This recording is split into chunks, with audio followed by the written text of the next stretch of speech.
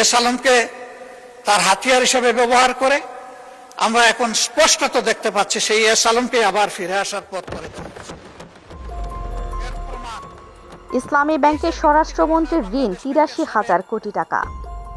ইসলামী bank Bangladesh লিমিটেডে স্বরাষ্ট্রমন্ত্রীর নামে ৮৩,০০০ কোটি টাকার ঋণ রয়েছে, এমন একটি অভিযোগকে কেন্দ্র করে রাজনৈতিক অঙ্গনে ব্যাপক আলোচনা ও বিতর্ক শুরু হয়েছে। বিষয়টি সামনে আনেন জামায়াতে ইসলামীর আমির, যিনি